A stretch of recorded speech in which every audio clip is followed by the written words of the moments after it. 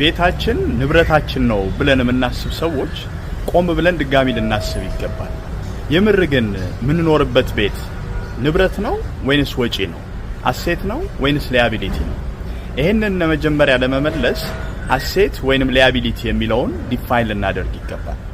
አሴት ማለት ማንኛውም ወደ ኪሳችን ገንዘብ የሚያስገባ ነገር ሲሆን ሊያቢሊቲ ደግሞ ምንለው ከኪሳችን ገንዘብ የሚያስወጣ ነገር ነው ማለት ነው።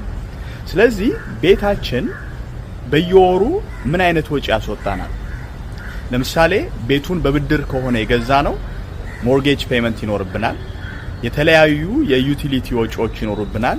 የመብራት፣ የውሃ፣ የዋይፋይ፣ የሜንቴናንስ እንዲሁም የተመሳሳይ ወጪዎች ወይንም የተደበቁ ወጪዎች ይኖራሉ። ብሎም ፕሮፐርቲ ታክስ እንከፍልበታለን። ስለዚህ በየወሩ ቤታችን ከሚያስገባው ገቢ በበለጠ ወጪ የሚያስወጣብን ከሆነ ሊያቢሊቲ ነው ማለት ነው። ነገር ግን ከዚህ በተቃራኒ ገቢ ሊያስገባ የሚችል ንብረት ላይ ኢንቨስት የምናደርግ ከሆነ ያ ማለት ኢንካም ፕሮዲዩሲንግ አሴት ገቢ ሊያስገባ የሚችል አሴት ላይ ኢንቨስት የምናደርግ ከሆነ በየወሩ ከምናው